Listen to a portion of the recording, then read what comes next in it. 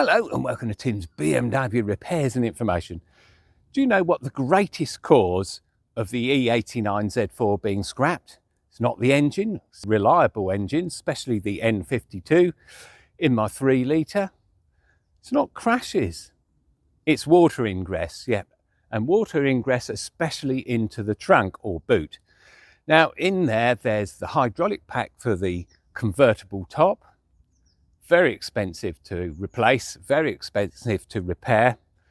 And then the E-box and the FM diversity receiver, amongst a lot of other expensive electronics. Now, if you get water into the trunk and they're damaged by it, then the car's written off. It's prohibitively expensive to have it repaired. The plan is to stop it happening in the first place, and that's what this video is all about.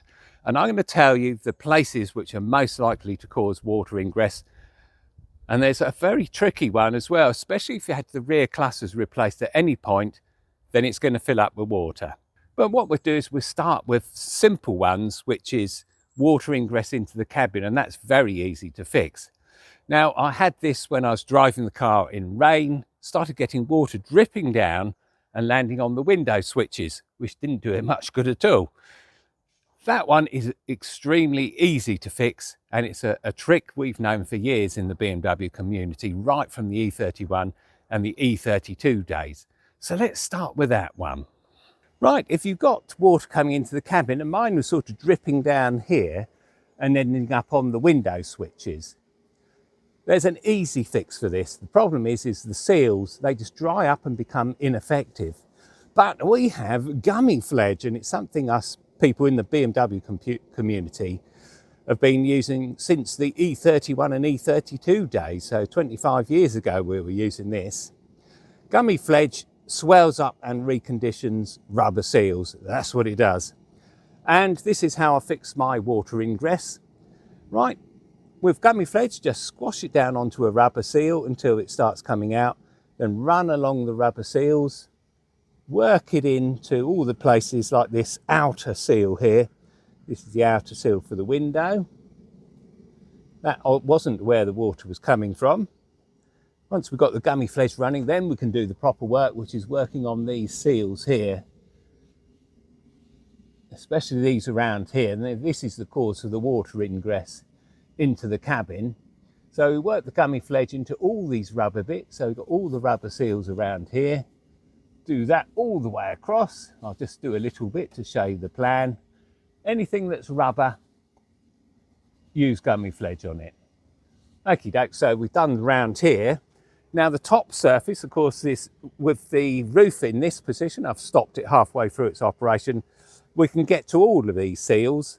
So we can Gummi Pflege really effectively here. So all of these rubber seals, we just work Gummi Pflege into them. Anywhere where there's rubber, then Gummi Pflege will do the trick. Now these outer seals are rubber, but you notice they sort of hardened up, and this is where Gummi Pflege comes in. It will soften them all back up again and make them work as seals rather than just sort of pretty little black bits. Before we put our Gummi Pflege away, we'll do on the seals on the trunk as well. This isn't usually the cause of the water ingress into the trunk, but it's always best to get these seals, the ones down the bottom here, nice and supple as well, especially here. So we've got a complicated little bit of gutter work there. So yeah, very important we get that in there. And then work around all these seals as well. If you get it on the paintwork, just rub it off immediately. So I just do these little bits here so you can see the plan. Inner and outer ones.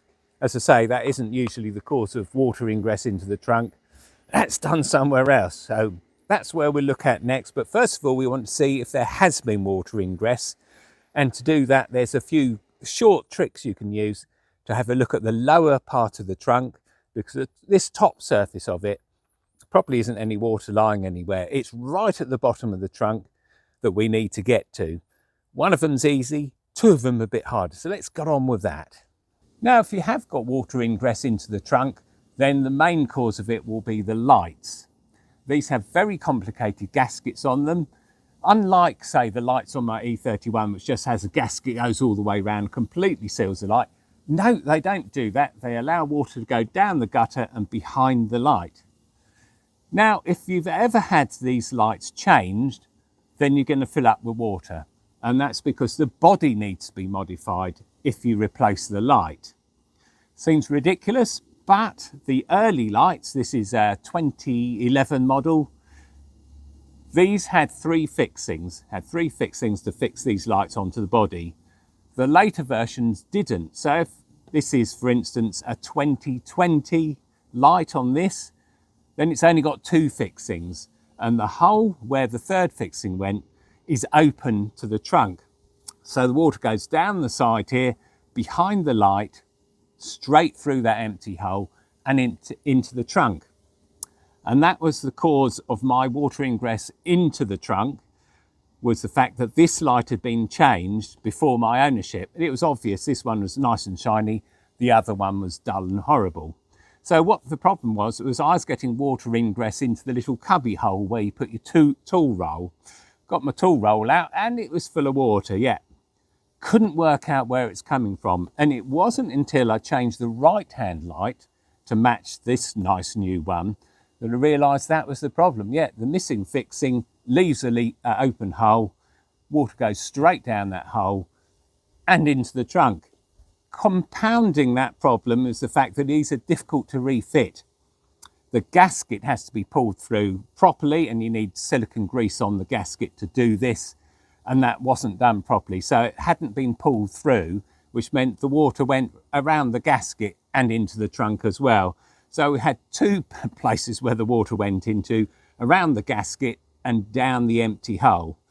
Whereas the one I did on the right hand side, I did the gasket on that was fine, but I left an empty hole. And I did have a comment from a very nice commenter saying, you said you were going to fill up that hole. And I said, well, I had a look at it and there's two big holes underneath it. So I thought, well, it's not much point. So if you are worried about water ingress into the boot, there are three places we can check without doing any work at all, just by opening the trunk. And then there's a couple of places we need to look at.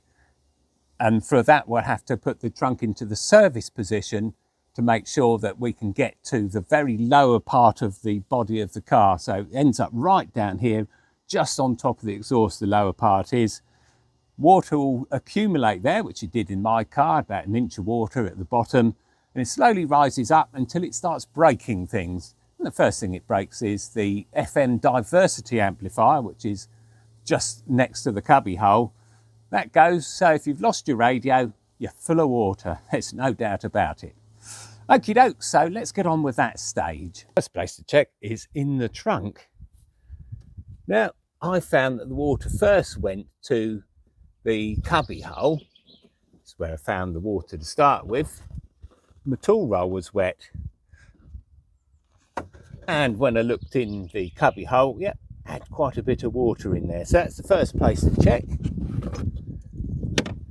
Next place to check, and most importantly, is the hydraulic compartment. So under here we've got the battery, and then we've got the lid covering the hydraulics. So get my junk out of the way, and under here, that's all the solenoids, and that's the motor itself. You get water in the trunk, and it ends up down the bottom of this cavity next to the battery. It's going to soak up through this stuff, which is foam rubber. And once it's soaked up through there, then it gets onto the motor. Notice this is nice and shiny. Well, if you've got water in this area, then they go dull, they go rusty, and then they seize up. So very, very important to get that right.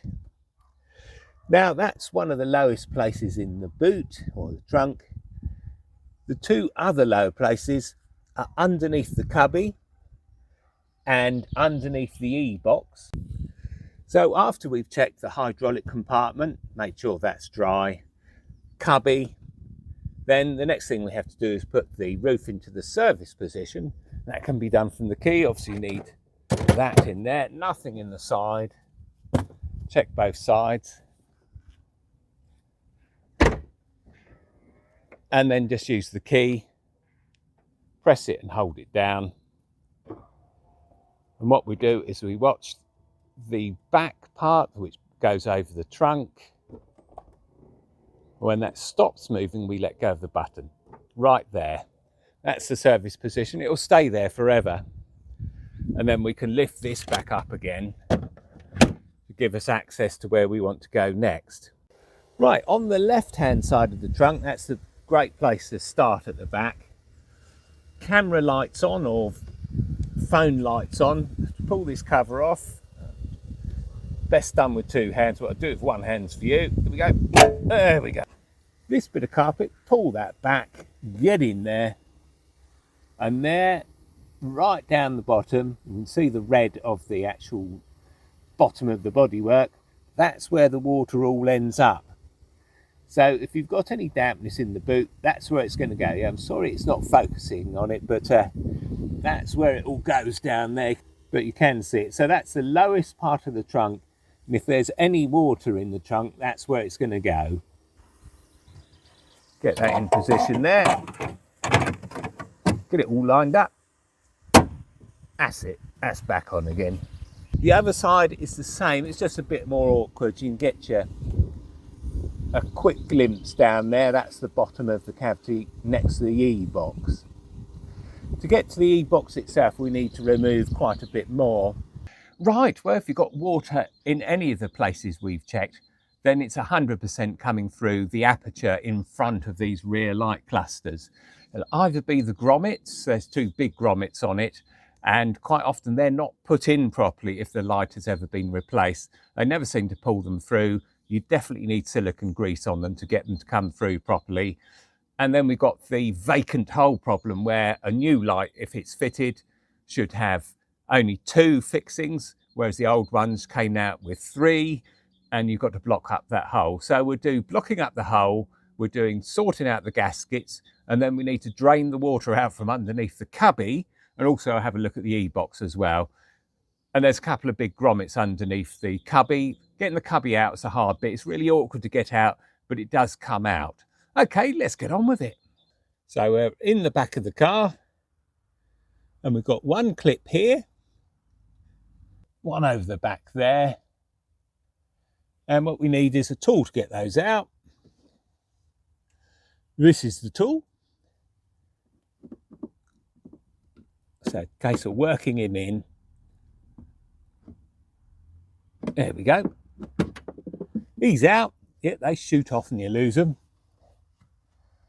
And the other one here, same plan. Work the tool behind. Can you see? Oh yeah, just about.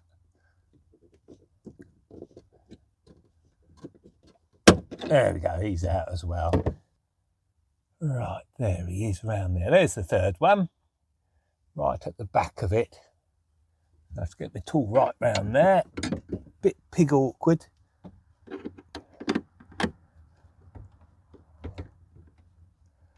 I can see me losing that one as well. He's out. Right, be easier to get the light out if I remove this cover. Now I wanted to remove this the other day because I wanted to check for any leakage of water into the electronics box. So we'll have a go at that. He's out.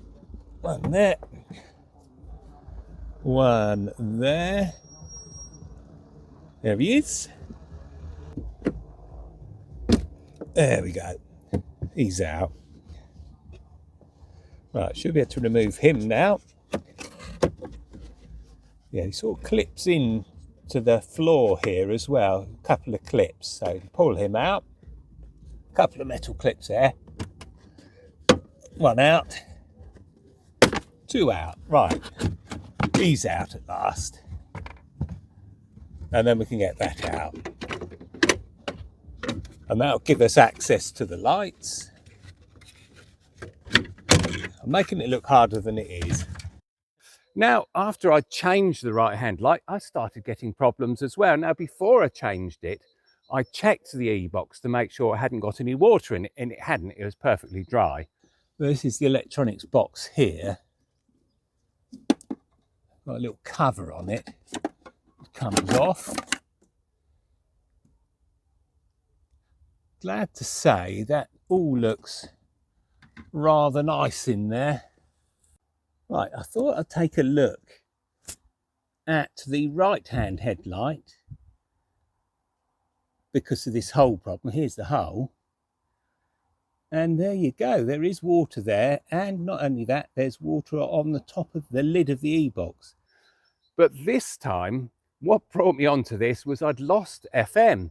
So there's a diversity amplifier right at the back of the trunk, just behind the cubby hole, and I do believe that is the dual diversity amplifier just down there, so I should think that's full of water. This fella here, AM, FM, all gone, and that's due to the diversity amplifier at the back of the car.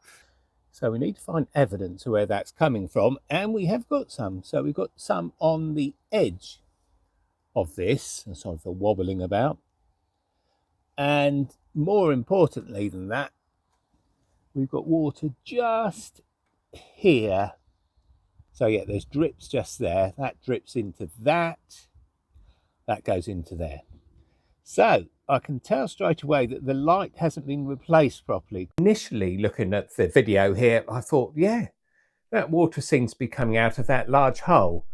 But it isn't, because that hole is on an inner panel and it doesn't go through to behind the light. The ones which do are the gaskets, and this gasket hasn't been put in correctly. The gaskets have two layers on them. One should pop through to the inside of the panel and one stays outside. And what's happened here is it's just been poked through rather than put on correctly. And to go on correctly, you need some silicone grease to assist it on the way in, and I'll show you how to do that in a minute. So that's one area that water's going to get in on the left-hand light. But the main place the water's going to get in is through the hole which is left in the body, due to the fact that the new rear light clusters only have 2 fittings, whereas the old ones have 3. The main difference is, notice that it's got a screw here to screw this device on, and it's a self-tapper. They're all sort of self-tappers. But that is different to that. Right, let's get those bolts out. Rightio, I've got you as close as I can. There's got 2 nuts here. Remove those.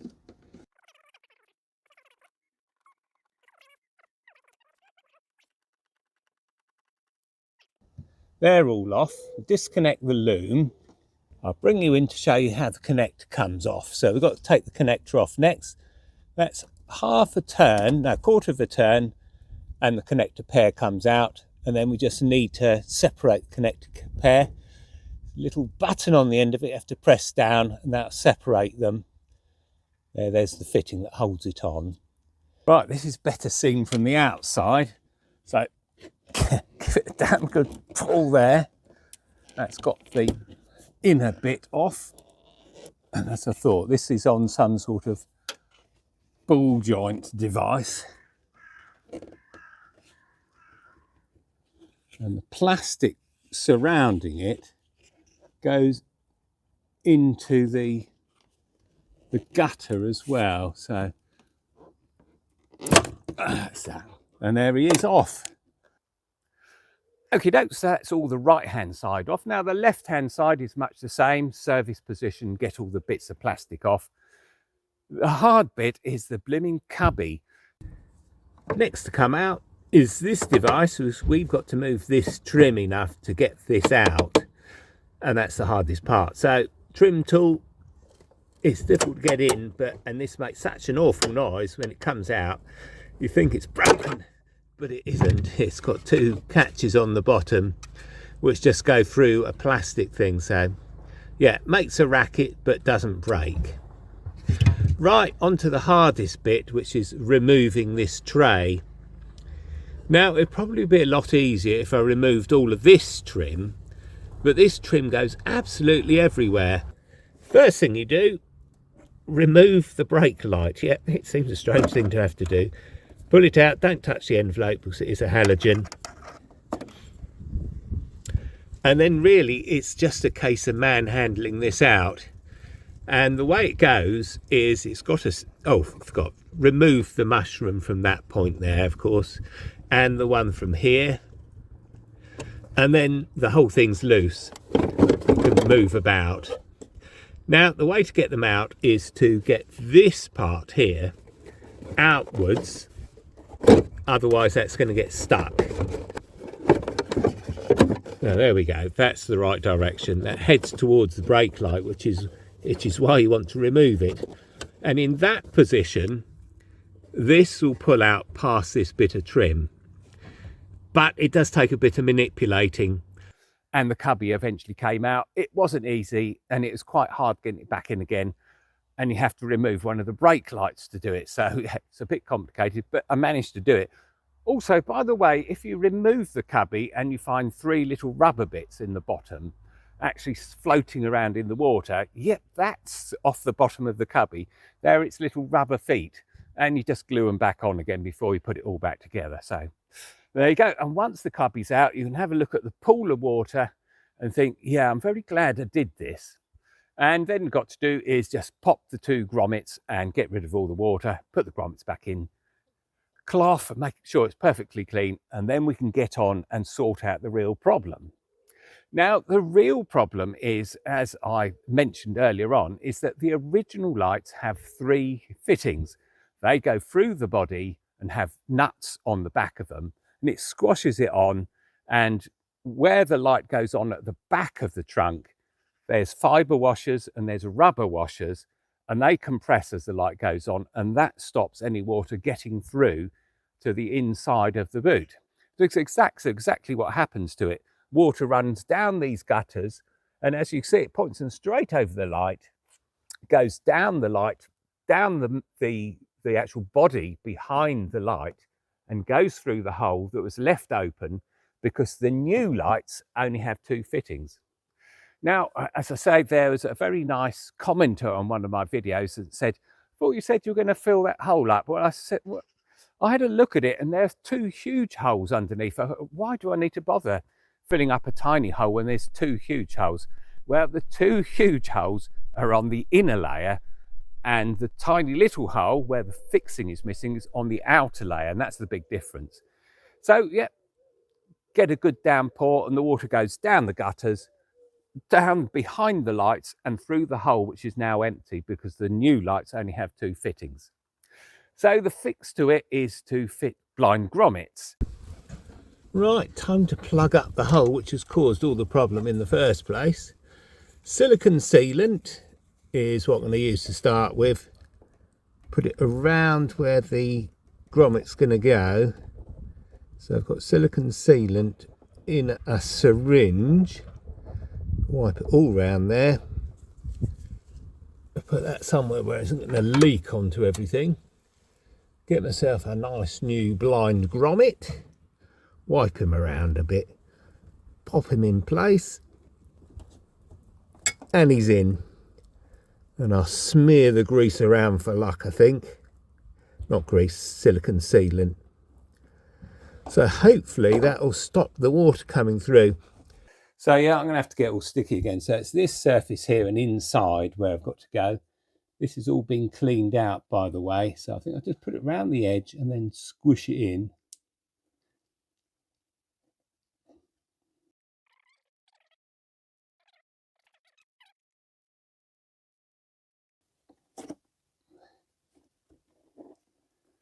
Good thing about this silicone grease, so it helps soften up the rubber just slightly. Makes it slightly more pliable. Rightio, that is ready to go back onto the car at last. Well, not the nicest day for messing about with cars. By the way, that's the emergency fuel flap puller. That's what that funny green thing is for. Right, so we're going to insert the 2 ball joints. Yeah, this doesn't look easy, does it? There's the second one, there it is. Right, back in again. That lines up pretty good. Everything lined up. Right, to pull the gaskets through, I think is the next thing. That one's, is that in? No, they need a damn good pulling to get them in the right place.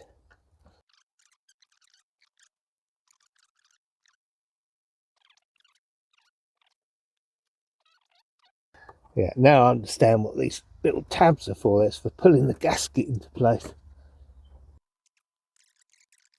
So yeah, gasket has to be pulled out. If it's in like that, then water can get in. They must be pulled out, pushed into position all the way round, especially at the bottom. The bottom's the hardest bit to do because you can't see it. It's all done by feel.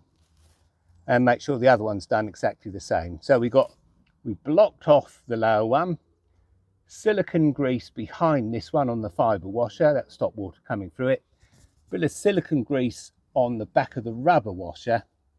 I think we should be waterproof. Ooh, there we go. That's the way to do it.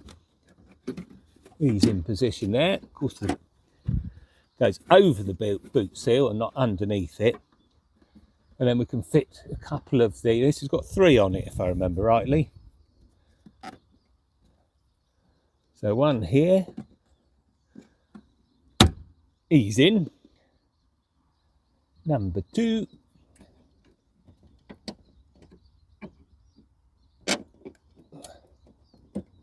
Ease in. Right, give him a squash. Ease in. There's one round the side there. I don't think either of the cameras are going to see. It's a big awkward one, that is. It's the one I was afraid about dropping, because that will just disappear into nothingness inside the body of the car. So I'll try not to drop it.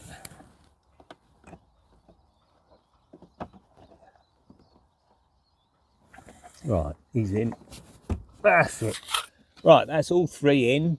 So that's good. That's in position. Now I think we'll fit the carpet next. Right, E-box. That was what I was interested in before. So E-box, you have to do all of this. You've got to remove the lamp cluster to get to the E-box to check things. Righty-ho. Right, 2 clips here.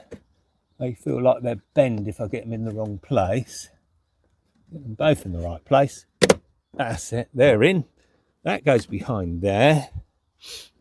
Does that go behind the seal? No, I don't think it does. Right, and then we've got a fitting in the middle there. That's that one. It's a lot easier when you've taken stuff apart to know how it goes back together again. Right, he's in.